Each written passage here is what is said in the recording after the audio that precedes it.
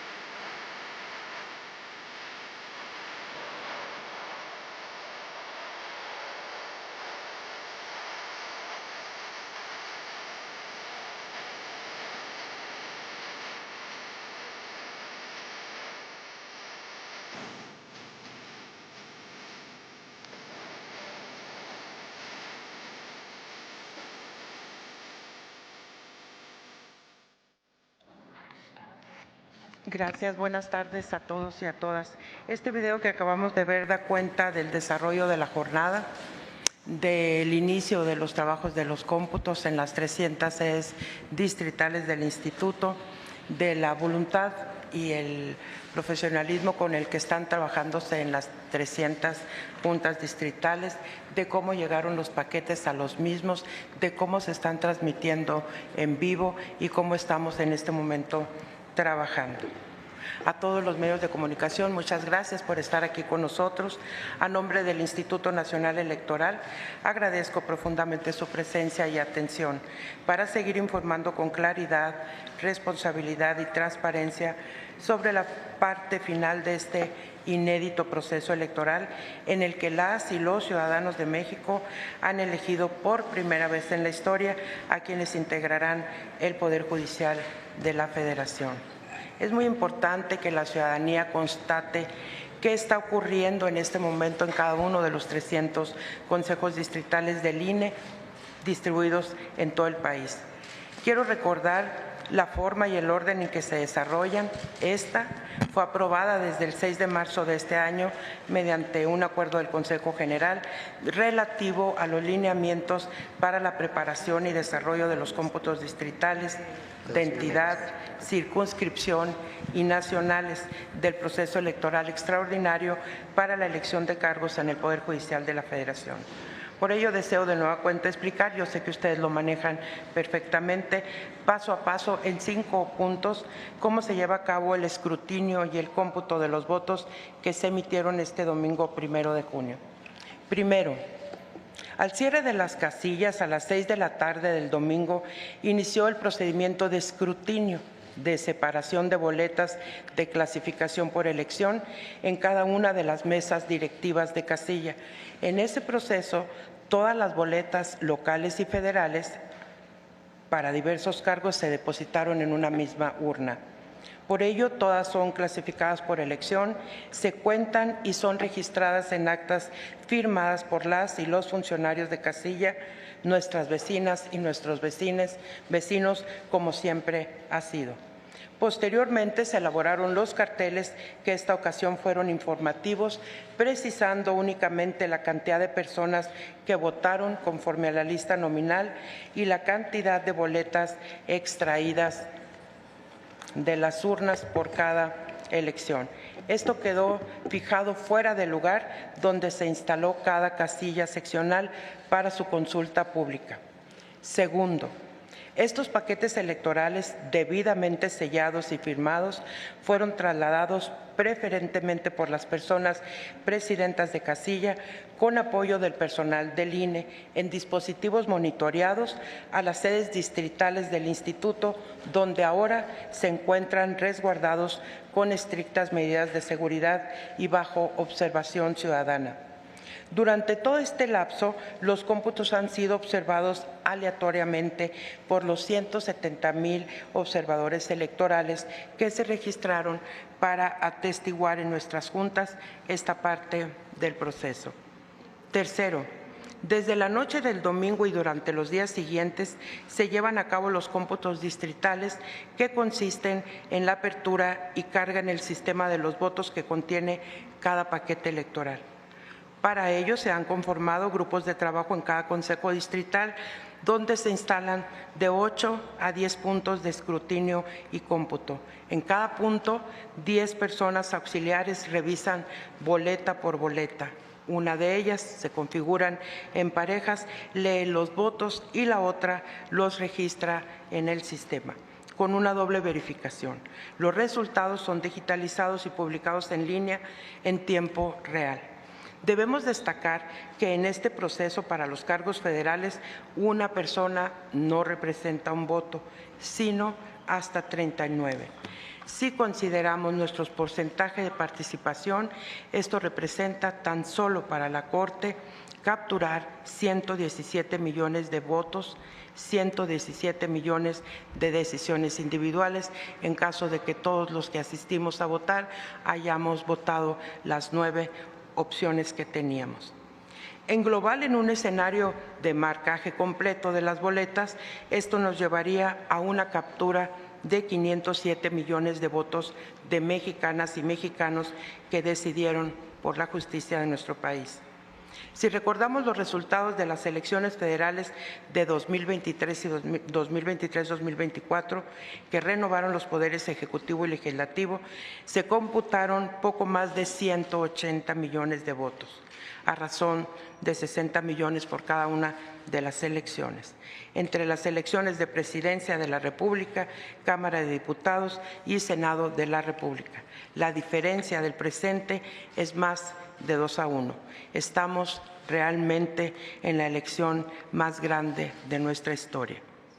Cuarto, como ustedes saben, pero vale la pena reiterarlo, el cómputo se realiza en el siguiente orden conforme a lo establecido por la normatividad electoral.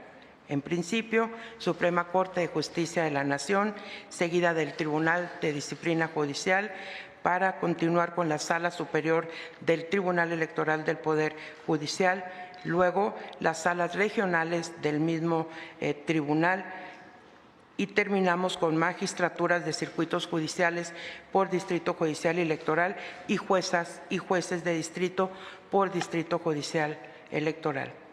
Una vez concluido el cómputo de una elección, se pasa inmediatamente a la siguiente.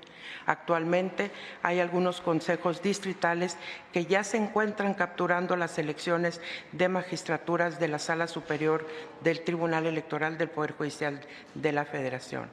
Al momento de estar aquí con ustedes, el corte que tenemos representa el 91% de avance en el que por orden de votación las candidaturas se enlistan de la siguiente manera.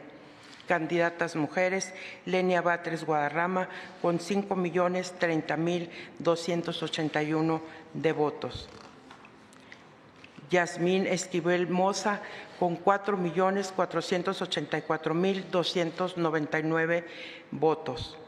Loreta Ortiz Alf, con 4,291,109 votos. María Estela Ríos González, con 4,024,328 votos. Y en el quinto lugar, Sara Irene Herrerías Guerra, con 2,713,493 votos. En tanto que en las candidaturas de hombres, En el número 1, Hugo Aguilar Ortiz con 5.295.364 millones de votos. Giovanni Azael Figueroa Mejía con 3.057.012 votos. Irving Betanzo Espinosa con 2.956.378 votos. Aristides Rodrigo Guerrero García con 2.935.363 votos. Quinto, al término de esta fase y realizados los cómputos por entidad y circunscripción, el 15 de junio se declarará la validez de las elecciones. Se entregarán las constancias de mayoría y asignación a las candidaturas que resultaron ganadoras y se publicarán oficialmente los resultados en términos del artículo 94 y 96 de la Constitución. Este proceso es público, transparente y está siendo monitoreado por la ciudadanía.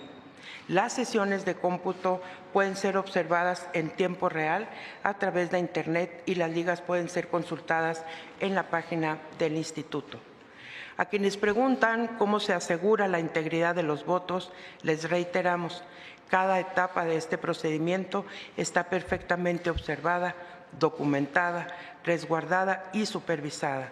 No hay espacio para dudas ni para manipulaciones. La certeza y la confianza en los resultados es y seguirá siendo nuestra principal prioridad. Muchas gracias por su atención y por su compromiso. Quedo a la orden. Gracias, presidenta. Comenzaríamos la ronda de preguntas con Janet López Ponce de Milenio. Muchas gracias. Buenos días, presidenta. Yo primero quisiera preguntarle sobre el principal tema que está rondando en las últimas horas sobre el avance de los resultados, que es la presidencia de la Suprema Corte. Para la mayoría de, incluso los expertos electorales, la reforma es muy clara y la Constitución en el artículo 94 señala que se dará la presidencia en esta ocasión por un periodo de 2 años a la candidatura que tenga más votos, independientemente del género, y entonces se irá turnando o rotando cada 2 años. La presidenta en la mañana señalaba que le habían comentado que podría aquí también aplicar este apartado de comenzar a repartir cargos por mujer.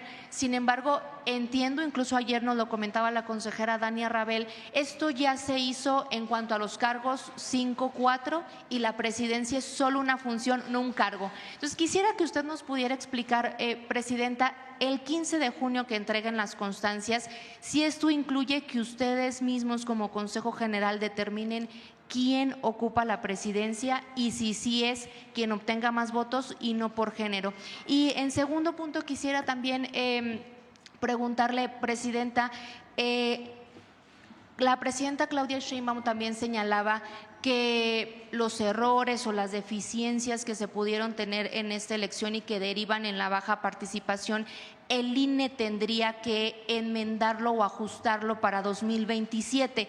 Hay muchas cuestiones que están impuestas en la reforma judicial. Entonces, quisiera preguntarle hasta dónde el INE puede ajustar y en dónde más bien sería un llamado al Poder Legislativo a que ajuste la reforma para el 2027, que será mucho más complejas las elecciones concurrentes. Muchas gracias. Muchas gracias, Janet. Efectivamente, el artículo 94 es muy claro. La asignación de cargos inicia con mujeres para dar oportunidad a que sean 5 las mujeres que integren la Suprema Corte de Justicia de la Nación. Eso no significa que en la presidencia esté establecido en la reforma, en la Constitución, que también se inicie con mujer. No, la propia reforma quedó clarísima en su artículo 94 al decir que el que obtenga la candidatura que obtenga mayor votación será la que presida los primeros 2 años y de manera subsecuente los que hayan quedado en los lugares siguientes. Así es de que no hay lugar a dudas. Cuando el cómputo finalice, cuando ya se realicen los cómputos por entidad, por circunscripción y por aquí a nivel del Consejo General, estoy segurísima que habremos de otorgar la constancia de mayoría a quien haya obtenido la mayor cantidad de votos en las urnas. Sobre los errores, me parece que es muy interesante que desde el gobierno, desde el Poder Ejecutivo, se abra la oportunidad para que el Instituto Nacional Electoral opine con una valoración correcta, con una valoración puntual, debidamente estructurada, conforme a lo que fue ocurriendo durante todo el proceso electoral. Yo creo que desde la instalación misma del proceso electoral, la conformación de su comisión, los tiempos, el presupuesto, la manera en que teníamos que estar atendiendo algunas circunstancias exógenas al instituto y a la propia reforma, como fue el caso de los jueces y juezas que declararon suspensión del proceso electoral. Creo que hay muchos elementos que servirán. El enorme operativo que se tiene que desplegar y sobre todo esta conciencia que debemos de tener, esta claridad todos. Estamos contando si todos los que salimos a votar votamos por las 39 opciones, estaríamos contabilizando más de 500 millones de votos. Eso es algo insólito y, como he venido sosteniendo, ante un proceso inédito suceden cosas inéditas, tenemos acciones inéditas, hemos hecho trabajos inéditos, porque esto es la primera construcción que se hace operativamente y jurídicamente. Si se abren las puertas para que este instituto, con toda la especialidad que tiene y la experiencia adquirida en este proceso, se escuche su voz, pues muy bienvenida la invitación a que sea el INE el que participe y dé salida a algunas, seguramente en términos de organización, logística y demás. Gracias. Continuamos con Claudia Flores de Televisa N+. Buenos días, consejera presidenta. Queda muy claro lo que usted ha dicho respecto al artículo 94 y que será presidente o presidenta quien finalmente se confirme que obtuvo más votos. Hay un artículo transitorio que es el que ha causado revuelo por una eventual interpretación que se pudiera hacer aquí o en el tribunal, de que todas las listas deben empezar por una mujer.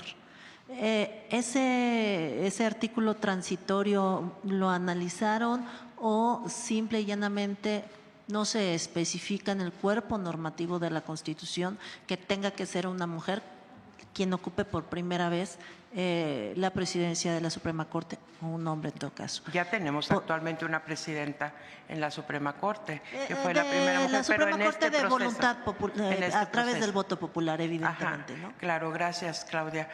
Sí, todos los artículos están siendo analizados, los revisamos desde que se publicó en el Diario Oficial de la Federación la reforma a la Constitución, pero también hay otro que nos habla de que aquí no se puede interpretar, que nos atengamos a la literalidad de lo que marca la Constitución, aunque hay otros en donde nos posibilitan generar lineamientos y reglamentos para ordenar algunas cosas que no estuvieran contempladas de carácter operativo, fundamentalmente en esta reforma. Así es de que el hecho de que se establezca que iniciará la lista con mujeres es para las candidaturas, ya se verificó, es para dar la oportunidad de que efectivamente sean 5 mujeres y 4 hombres. Eso es la integración de la Suprema Corte de Justicia. La presidencia es quien obtenga más votos en las urnas. Eso es para la integración y garantizamos con esa parte de la ley, Claudia, que efectivamente sea mayoría. Al ser impar el número de integrantes, la mayoría quedará integrada por mujeres. Presidenta, y nada más, ¿entregan constancia de mayoría a presidente o presidenta de manera explícita? ¿Hay una constancia de mayoría al presidente o presidenta de la Corte? ¿O lo único que entregan son constancias de mayoría a ministras y ministros de la Corte, justamente porque es una función, no un cargo? Preguntarle cuándo calcula o estima llegar al 100, porque no llegaron hasta ahora. Y No le hemos dejo llegado. una nada más al final. sobre estas críticas que se hacen de quienes están posicionándose en los primeros 9 lugares de la Corte, son quienes aparecían en estos guías de votación o acordeones que fueron distribuidos, o que por lo menos los medios de comunicación insistieron en que había, o algunos medios había la distribución de estos acordeones. ¿Qué responde usted a esas críticas? Gracias. Gracias. Sobre que si vamos a entregar constancias de mayoría, sí, estamos ya preparando el operativo conforme van avanzando los cómputos. Nosotros también estamos trabajando para la reunión primero de la deliberación que tenemos que hacer las consejerías, después la sesión de Consejo General, y estamos ya preparando toda la logística para la entrega. Se entrega todas las constancias de mayoría, incluido el de la presidencia de la Suprema Corte, porque así viene establecido: el que tenga mayoría de votos tiene la calidad, además de ministro de la Suprema, presidente de la Suprema.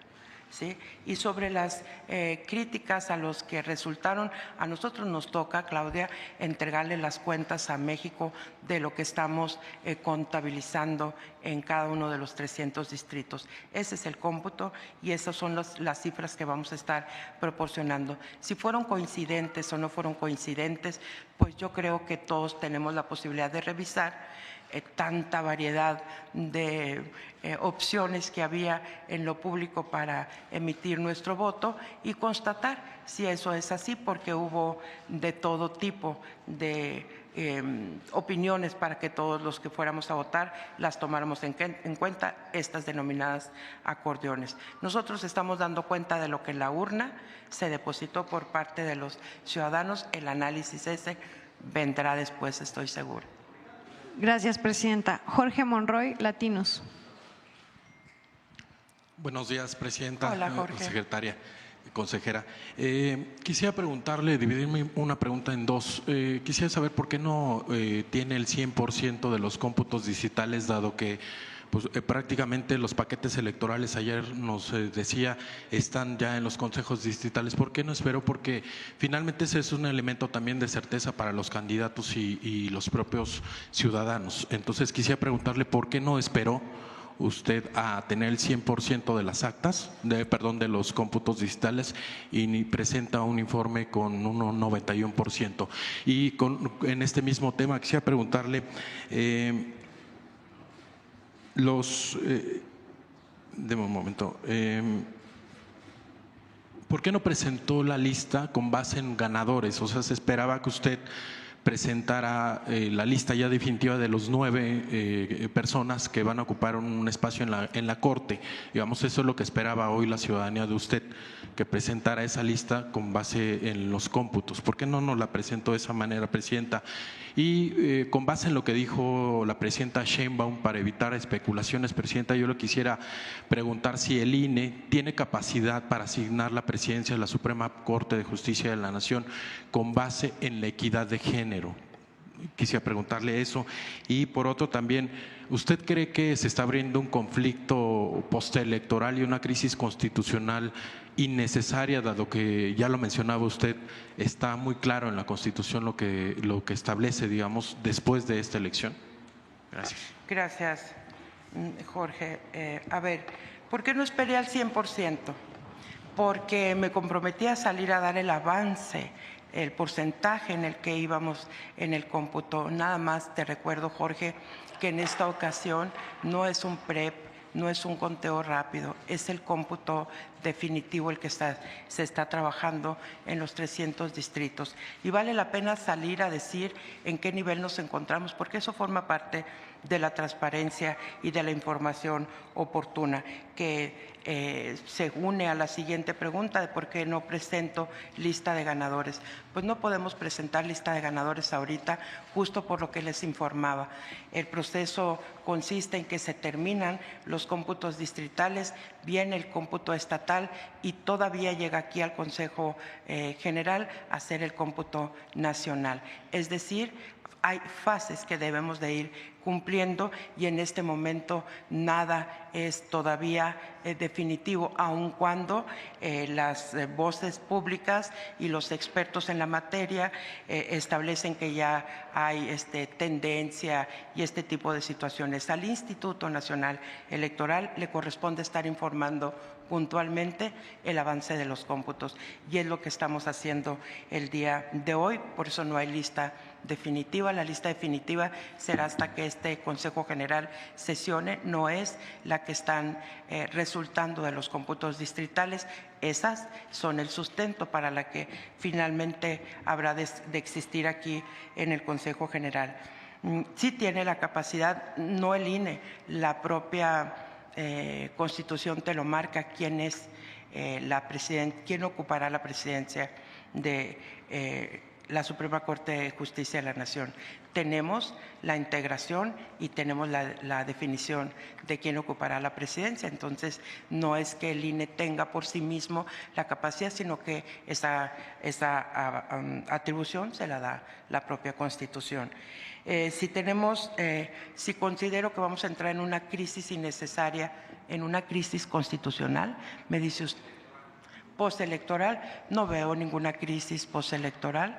Hay anuncios, por supuesto que hay que estar enterado de todo esto, de que habrá solicitudes de anulación, seguramente se le dará el trámite correspondiente, pero no vemos una crisis postelectoral aquí, porque ¿qué sería una crisis postelectoral, Jorge? La imposibilidad de realizar cómputos, la imposibilidad de tener resultados, el bombardeo hacia el sistema de cómputo en intentos de hackeo, el tumbar este tipo de sistemas no ha ocurrido y tampoco hay manifestaciones extremas en la calle, porque uno de los principios del instituto es justamente generar el cambio de poder, cuando hay cambio de poder, por la vía pacífica y ordenada, y esa es la celebración de los procesos electorales periódicamente. No veo ninguna crisis postelectoral. Gracias, presidenta. Agustín Velasco, 1TV. Hola, consejera, de este lado, ¿cómo está? Buenos días. Oiga, yo le quiero consultar si no dar el 100% de los cómputos de las actas no deja abierta la puerta para la suspicacia de que pueda cambiar el resultado electoral, por lo menos en el caso de la presidencia de la Suprema Corte de Justicia de la Nación. Eso por un lado. Y por el otro lado, Te contesto esa nada más para que no se me pase. No hay ningún problema en estar entregando esta información el día de hoy. Al contrario, yo creo que alimenta la información pública con veracidad, con certeza, con los datos de la autoridad electoral, porque además todos los ciudadanos y ciudadanas mexicanos podemos estar siguiendo nuestros cómputos de manera virtual. Todos los podemos estar viendo. Esta información es pública, pero vale la pena que la autoridad administrativa en materia electoral salga y diga en qué porcentaje del cómputo vamos. Así que no hay ningún problema. Así estaremos anunciando cómo vamos. Por eso les decía hace un rato que ya se termina esta elección en algunos distritos y avanzan en otras elecciones en las que siguen, y ustedes lo pueden estar observando también de manera permanente. Okay, y la última pregunta, consejera, es más en tono político. Es muy sabido que estos últimos dos gobiernos federales, pues su manera de actuar es golpetear desde la presidencia de la República a los órganos autónomos. Quisiera preguntarle si el INE se va a dejar acorralar por estos dichos de la presidenta en la mañana de que le tocaría presidir a una mujer la Suprema Corte de Justicia de la Nación, si se van a dejar acorralar o van a respetar el INE, el árbitro electoral, textualmente lo que dice la Constitución. Gracias. Como siempre lo ha hecho. Hay que respetar lo que dice la Constitución, es la que nos da las atribuciones, pero también nos da las responsabilidades. Y el apego irrestricto a las leyes que nos marcan esta responsabilidad, hay que tenerlo al 100%. Gracias, presidenta. Fabiola Martínez, La Jornada. Consejera, de este lado, buenas. ¿Dónde andas, Fabiola? Acá. Ok, ya. Buenos días, secretaria ejecutiva, consejera presidenta. En este primer análisis preliminar, está muy reciente la elección, ¿nos podría dar su punto de vista de lo que ocurrió o de lo que podría haber ocurrido con este inédito número de votos nulos y de recuadros no llenos, donde no se inscribió un número? Ahí ¿cuál es el primer análisis preliminar? Y si me permite después otra. Gracias. Gracias, Fabiola. Yo creo que lo que vivimos este 1 de junio es un esfuerzo y un ánimo de los que salieron a votar por sí definir el Poder Judicial de la Federación en sus diferentes cargos que estaban a nuestra disposición. También creo que los votos nulos, hicimos un análisis previo aquí en el instituto sobre qué posibilitaría anular o no anular un voto. Hicimos avances, o sea, todos nosotros sabemos que los votos nulos se han ido construyendo al pasar de los procesos electorales en lo que tiene que ver con el Poder Judicial, el Poder Legislativo y el Ejecutivo, y es también la base de la definición de votos nulos o válidos, sentencias del tribunal. Al ser un proceso por primera vez que íbamos a vivir, sí tuvimos la precaución de revisar esa posibilidad y también dijimos que teníamos que contabilizar los espacios que no se ocuparon, porque ahorita les daba yo la cifra de más de 500 millones de votos en caso de que todos los que acudimos hubiésemos marcado en la totalidad de las opciones, las 39. Si eso no sucedió, también será un análisis que abonará, por ejemplo, en el diseño de las boletas, en la forma de votar, en esta posibilidad que otorgó el Conoce, Practica y Ubica, que creo que hay que resaltar que tuvo más de 25 millones de visitas este sitio en el instituto, algo también no esperado. Y eso yo creo que hay que ir revisando en el análisis a futuro de este proceso que acabamos de vivir. Fabiola, todo eso debe de estar considerado. ¿Por qué los votos nulos? ¿Por qué los espacios no ocupados? Intentar encontrar una razón y luego, como decía Janet, si nos abren la puerta para la participación, pues poner todos esos elementos en la mesa ante quienes toman las decisiones en las reformas legales. Y también ligado al anterior, hay un caso inédito, histórico y a veces pues muy sorprendente en cuanto a la participación ciudadana, porque no solo es este parámetro de entre 12 y 13% a nivel nacional, sino que, por ejemplo, hay municipios donde votó menos del 5% del padrón. Usted, como presidenta del INE, ¿qué comentario puede hacer al respecto? Y ligado con lo que le preguntaba, ¿qué elementos pudieran ser atribuidos o atribuibles al INE, que fue, por ejemplo, en la instancia que diseñó las boletas? Gracias. Gracias, Fabiola. Hace muchos años, cuando el IFE nació, se creó, nuestro primer proceso electoral tuvo una participación muy baja porque la población no confiaba todavía en que fuera un instrumento correcto, transparente, abierto, justo, que estuvieran los que debían estar en el padrón y también en la lista nominal. Y después de eso, el instituto impulsó campañas masivas de educación cívica, de acercamiento con jóvenes, de acercamiento con universidades, para que conocieran la nueva manera en que México iba a celebrar sus elecciones. Y eso nos llevó años construirlos a todos los que trabajábamos y seguimos trabajando en el instituto, hasta llegar a crear esta confianza y esta colaboración entre los ciudadanos y el Instituto Nacional Electoral. Creo que estamos ante un fenómeno muy parecido, Fabiola. Es la primera vez que se implementa, sin embargo, yo les puedo decir con toda tranquilidad, el INE lo hizo y lo hizo muy bien. Logramos instalar todas las casillas, el personal del instituto respondió con altísimo nivel de profesionalismo, tuvimos que crear nuevas formas, un nuevo modelo operativo para llevar a cabo este proceso electoral.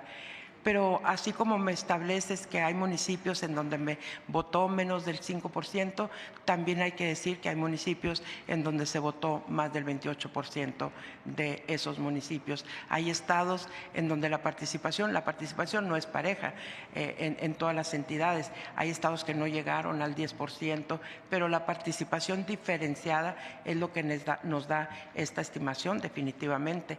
El 13% ya es el promedio nacional de participación, pero también tuvimos municipios en Veracruz, por ejemplo, Coatzacoalco, 28% de participación ciudadana, contra otros que bajan hasta el 6% de participación ciudadana, y es lo que nos coloca en esta estimación. Creo que después de este primer proceso electoral tendremos extraordinario el Poder Judicial, tendremos que hacer un mundo de reflexiones que nos lleven a convocar con más ahínco, a convocar incluso de una manera distinta a la población para que salga a votar.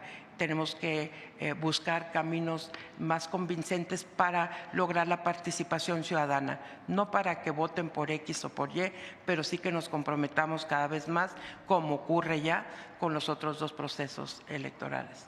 Gracias, presidenta. Jorge Chaparro, Mega Noticias.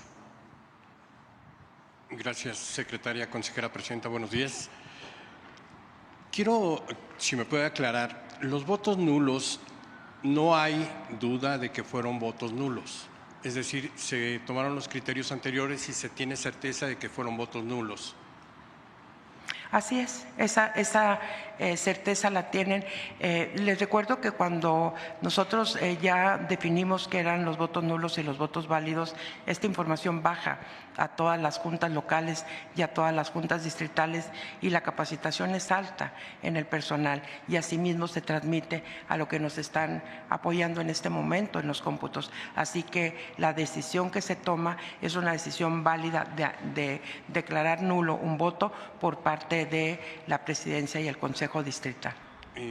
Para el análisis que vamos a realizar los Así medios es. de comunicación o los especialistas, también es importante este voto nulo, porque significaría una decisión de alguien que sí acudió a las urnas y decidió cancelar o Si tienes anular votos su nulos voto. por diferentes razones, el que decide anular, o el que vota de manera errada, o el que no vota de manera decidida y por tanto no puedes definir si el voto era válido para una o para otra candidatura. Esas son algunas de las razones. Y también tenemos lo de los espacios en blanco, que es un ejercicio muy interesante, porque al tener 39 opciones frente a nosotros en 6 boletas, seguramente alguien que no votó las 39 opciones ha de haber dicho: es mucho tiempo el que estoy invirtiendo, ya tengo que salir de la urna, ya se me olvidó lo que había estudiado, no llevaba sus notas. Hay muchas razones, y yo creo que eso es parte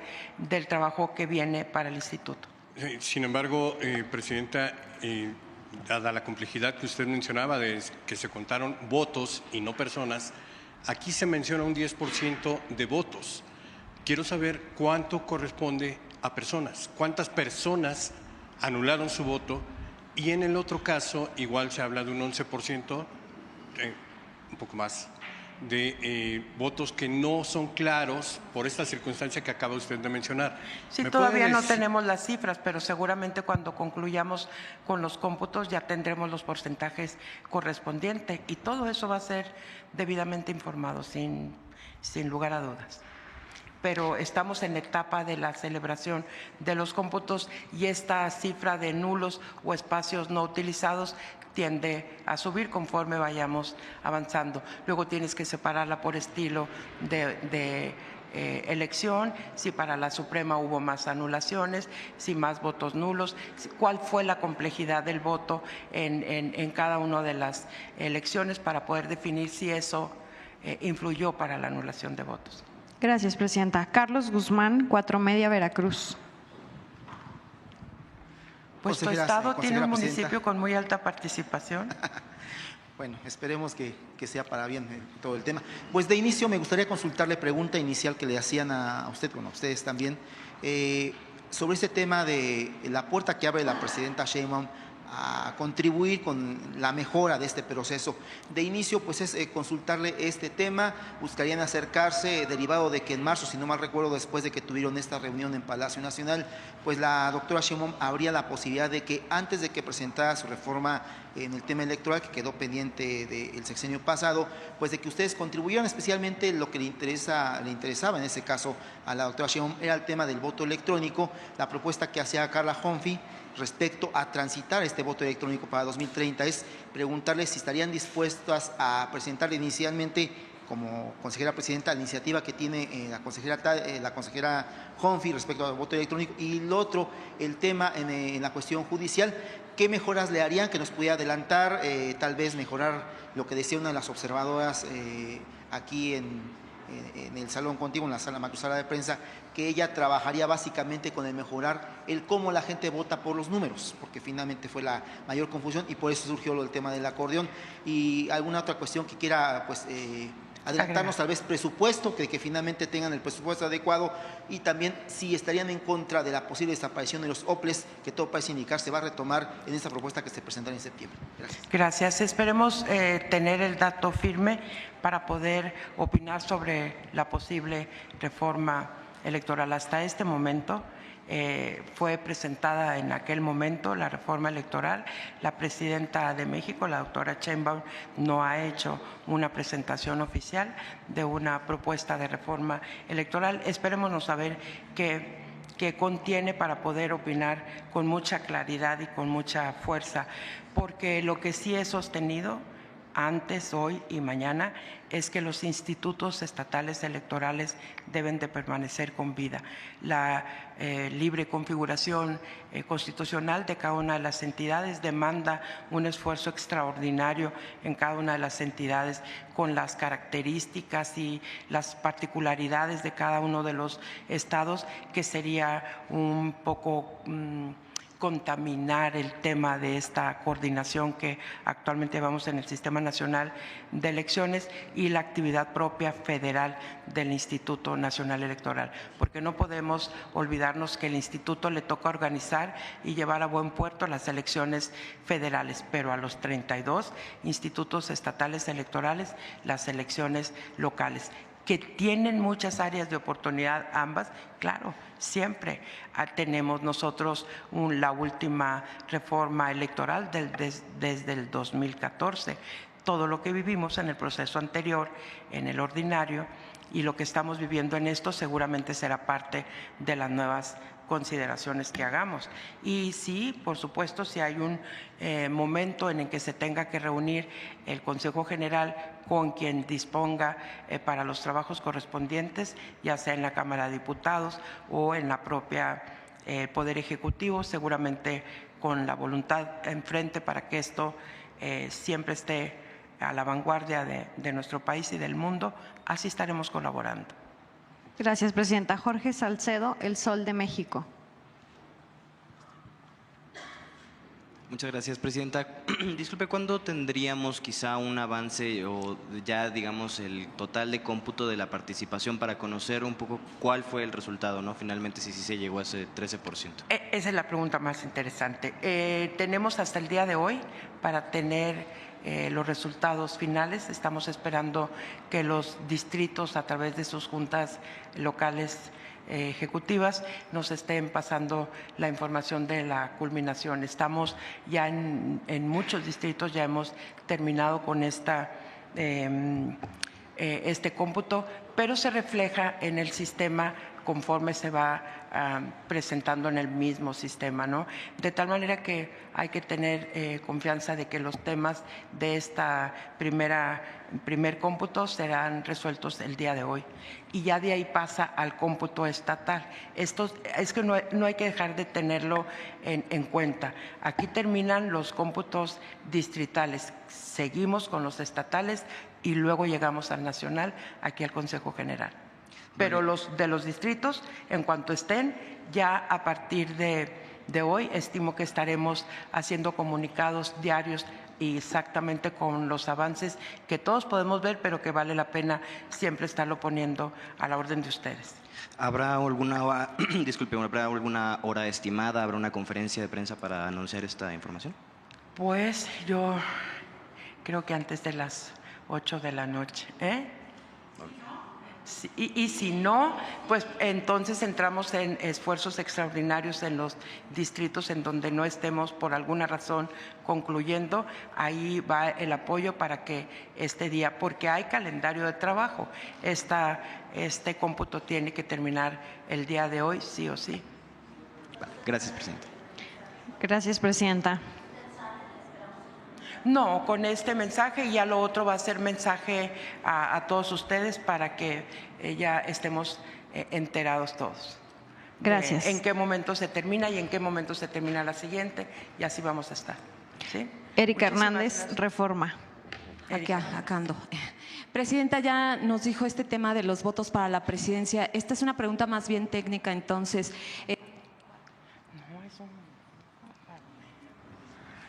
Cuando ustedes entreguen la constancia de mayoría a los integrantes de la Suprema Corte, quienes ganaron, en esa constancia se le entrega diciendo tú ya eres presidenta de la Suprema Corte, o cómo es ese protocolo. Ustedes nada más entregan una constancia diciendo que ganó y con tantos votos, y será el protocolo ya en la Suprema Corte, ellos ya tendrán que definir. No, Erika, porque la Constitución no marca el procedimiento ese de que entre ellos van a tomar una decisión. Marca que el que tiene más votos es quien preside la Suprema Corte de Justicia. Nosotros entregaremos constancia a los integrantes de la Suprema Corte de Justicia de la Nación, mujeres, hombres, con la particularidad de quien va a ocupar la presidencia. No lo marca ya. Antes era así, efectivamente, y en algunos colegiados así se define, ¿no? Las presidencias, pero en esta no. Entonces, en esa constancia va a decir presidente o presidenta. Entiendo yo que sí, así lo haremos. Ok, gracias. Y lo otro es su opinión sobre este tema de los famosos acordeones, insistirle si usted qué opina de que quienes están ahorita en los primeros lugares casualmente son los que estaban en esos acordeones. Gracias. Sí, mira, podemos hablar sobre ese tema sin ningún problema, porque esto se trata de las opiniones o las visiones o la forma en que cada quien estamos leyendo la información en lo público. Nosotros el día domingo estábamos preparados para recibir todas las denuncias, tanto en FICEL como aquí, con nosotros en la Unidad Técnica de lo Contencioso Electoral, en cada una de las juntas distritales, en cada una de las juntas locales. Hablamos con todo el notariado en México para que estuviera atento si se presentaba cualquier circunstancia. El llamado que hizo este Consejo General a través de un acuerdo creo que inhibió una práctica desasiada el día de la jornada electoral. Sin embargo, ahí están las evidencias de que esto ocurrió en las redes, ocurrió en la prensa, ocurrió en tú a tú, ocurrió entre vecinos, entre amigos, en familiares, en los trabajos. Eso es lo que nos han estado enviando y estamos recibiendo esa información para hacer lo propio. Hay investigación abierta y entonces ahí estaremos actuando. Mi opinión es que esto lo tienes que ver desde el punto de vista jurídico y procedimental y darle el cauce correcto. Más allá de eso, pues bueno, entonces ya existen las posiciones sobre esta actividad que se desató. Como recordaremos todos nosotros lo de las que decíamos en aquel momento, que se decía las pre-campañas, hasta la bailaban, ¿no? Si se acuerdan. Entonces, todo eso yo creo que es motivo de una reflexión muy interesante, Erika, porque existieron, sí, las vimos, sí, dan cuenta de hechos ilícitos. Eso es lo que hay que darle el cauce jurídico. Terminaríamos. Andrea Meraz, Fórmula. Buenas tardes a todos. Quisiera preguntarle primero si este tema de la participación ciudadana, el 13%, tiene una relación directa con el número de mesas de casilla que ustedes instalaron, porque en una elección presidencial, la del año pasado, fueron 70,000 casillas, ahora 84,000.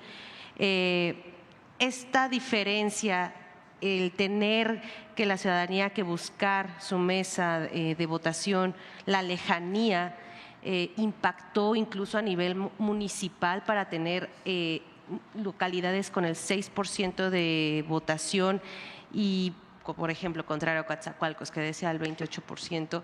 ¿Cuál sería la reflexión que tendría sobre este tema?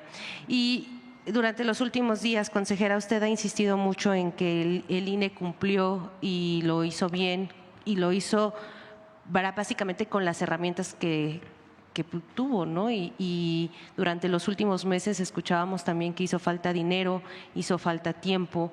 ¿Qué llamado le haría también a estos legisladores sobre estos dos temas tan precisos que el INE en meses anteriores le solicitó, sobre todo en el tema de la prórroga?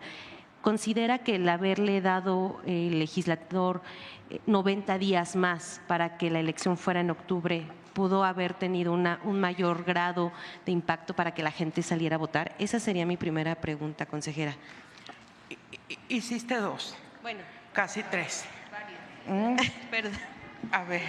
Y van dos más, creo. Va el presupuesto. Primero te contesto el presupuesto. Okay. Seguramente estaremos haciendo énfasis en lo que contiene el presupuesto cuando acudimos a la Cámara de Diputados.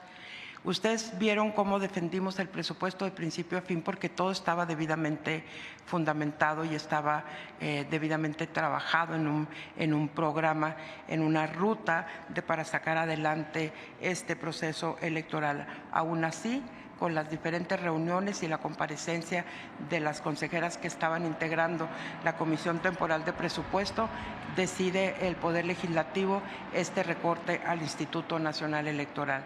En esa enseñanza creo que debemos mejorar y reforzar nuestra relación con el Poder Legislativo para explicar puntualmente qué vamos a hacer el 26, qué vamos a prever el 26 del 27, qué es lo que vamos a adelantar de los trabajos del próximo proceso electoral del 27 durante el 26. Creo que debemos de ser más enfáticos si lo tomamos como autocrítica, el asunto de que se nos redujo el presupuesto.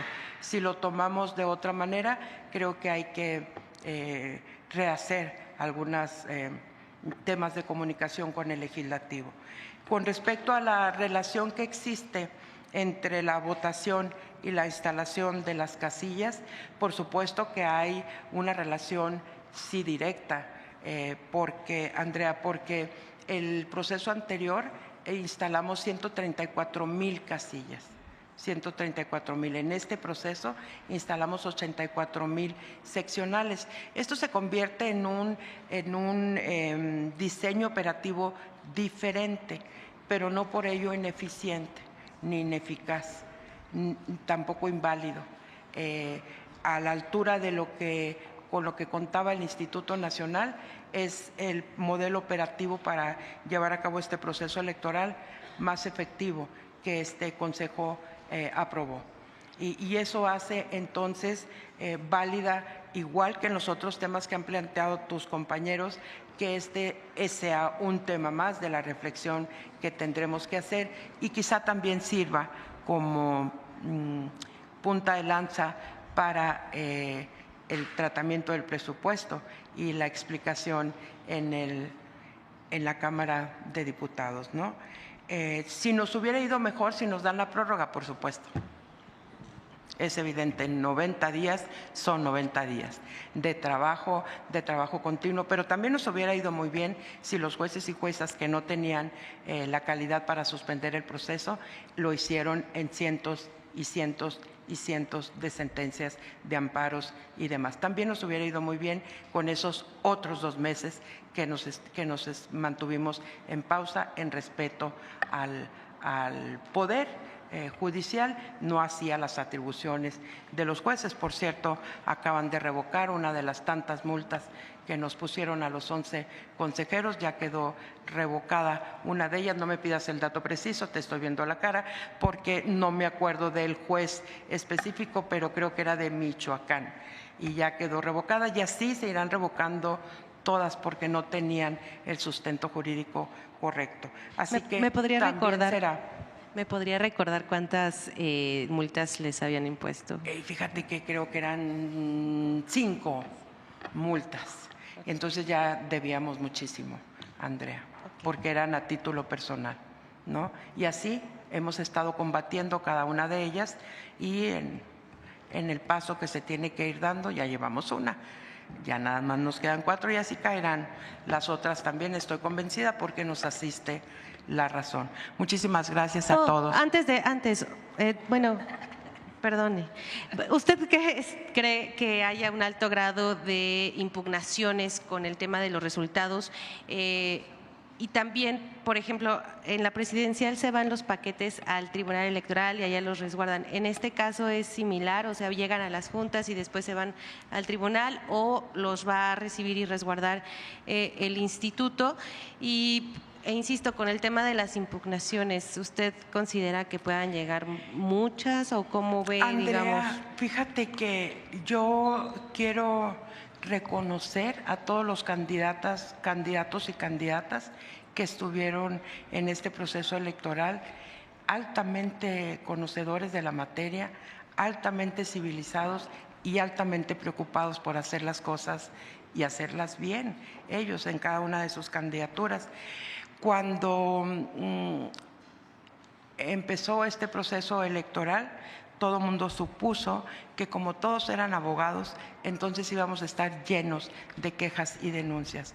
De verdad, ha sido muy baja la presentación de quejas y denuncias, y durante la jornada electoral, que también esperábamos y estábamos preparados para otra gran cantidad de escritos, manifestaciones, quejas, denuncias, este tipo de situaciones, tampoco recibimos.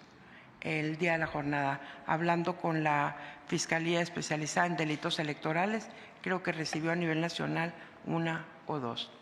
Los notarios, hablando con ellos, con todo el sistema de notarios a nivel nacional, tampoco fueron requeridos sus servicios para dar fe de algo, aun cuando hubo incidentes en donde pudieron haber sido llamados. Gracias, presidenta. Gracias. Muchas gracias. A la izquierda.